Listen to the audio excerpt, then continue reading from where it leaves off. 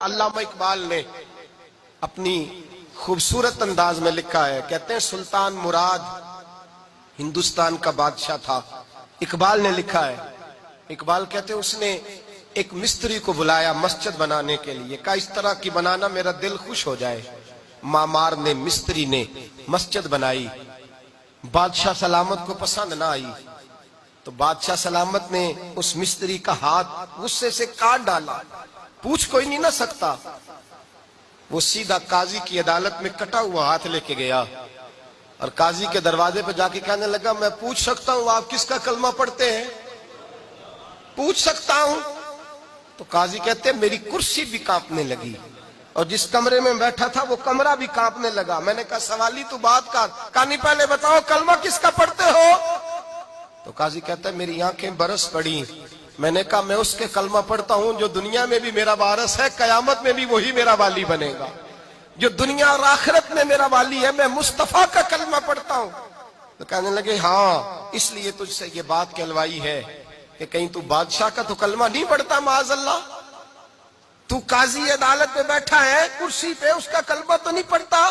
कहा नहीं मैं मुस्तफा का। फिर देख मेरा हाथ कट गया है। अब तू बता कि तू बादशाह समझ के माफ करेगा या रसूलुल्लाह का दीन समझ के नाफज करेगा?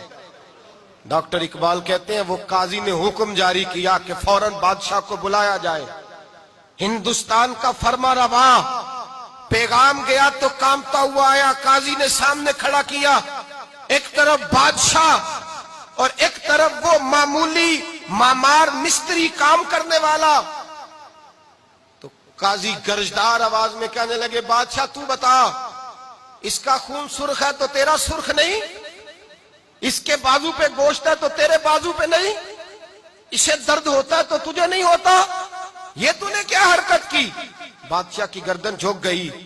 काजी कहने लगे पकड़ो इसको बाहर ले जाओ और इसका बाजू काट दो, इसका बाजू काट दो। डॉक्टर इकबाल कहते हैं जहां कांप रहा था सारा कुछ, वहां खुशी के शादियाने बजने लगे। काजी कहने लगा इसका बाजू काटो और इसको बताओ अमीर गरीब का फर्क उतनी देर होता है जितनी देर बंदा मुसलमान नहीं होता, और जब कोई रसूलुल्लाह का गुलाम हो जाता है फिर सारे बराबर हो जाया करते हैं। बंदाओ साहिबो मोहताजो गनी एक हुए, तेरी सरकार में पहुंचे तो सभी एक हुए। तेरी सरकार में पहुंचे तो सभी एक हुए। और अपनी मिल्लत पर कयास अक़वाम मगरिब से न कर, खास है तरकीब में कौमे रसूल हाशमी। ले जाओ काटो इसका बाजू। इकबाल कहते हैं जब बाहर ले जाया गया बादशाह को तो बादशाह ने गर्दन झुकाई। वो मिस्त्री कहने लगा तूने गर्दन क्यों झुका दी है, अब क्या हुआ? तो बादशाह सुल्तान मुराद आंख खोल के कहने लगा भूल गया था, गलती हो गई थी, बादशाही के तकब्बुर में आया था।